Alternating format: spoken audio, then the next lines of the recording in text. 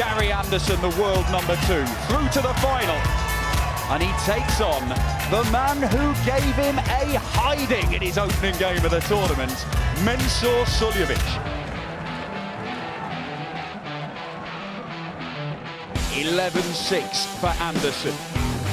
It sets up our final. £100,000 to the winner.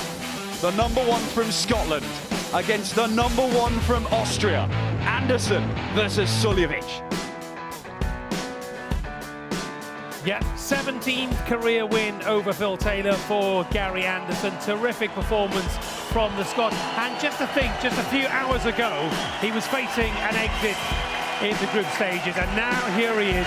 That is the beauty of this Champions League format. Gary Anderson is now through to the final. We're not expecting Gary to talk to us simply because he's got to prepare for that final, but we're hoping that Phil Taylor will give us an interview. We'll get that to you very, very shortly. But what a magnificent recovery from Gary Anderson. Yeah, it held itself well at the end. A little bit silly towards the end there, but from Phil's point of view, he was 2-0 up, and then he lost 8 legs on the spin, and I don't think I've ever known him in his whole career lose 8 legs on the trot. I know he's done 7, but I don't think he's ever done 8, so the damage was done there. Too much to do. And what was going on there, all this? That was the little bit of Phil Taylor gamesmanship going on there, was it, Mark?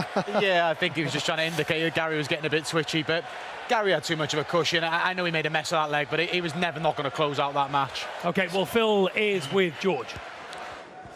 Phil, you got a big smile on your face. Yeah, you lost. You seem to enjoy that.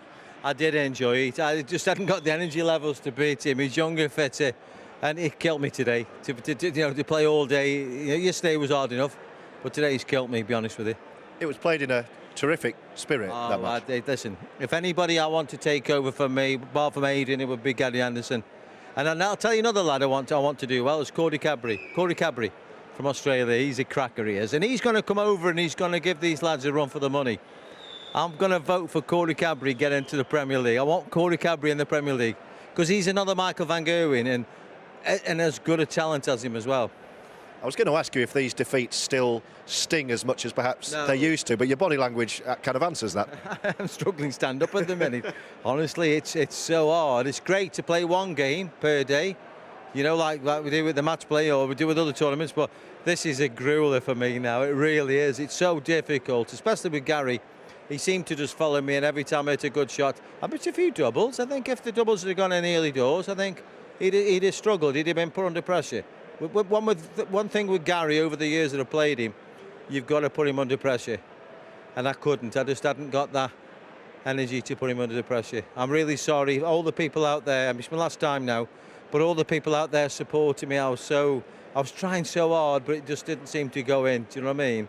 It's awful. It really is. You know what I mean? As good as what you've been in the past and as good as what you can be, it's, the age is a horrible thing to bear, but it's on me and there's nothing I can do about it now. Well, I know the fans who came to see you have loved seeing you here. Have you enjoyed your weekend? Cardiff, yes.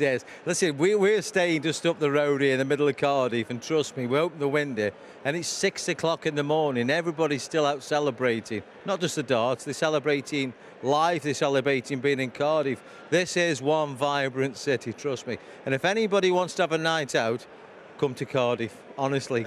God, they just don't stop. Even at 6 o'clock in the morning, I'm like, open the window saying, shut up, will you? You know what I mean?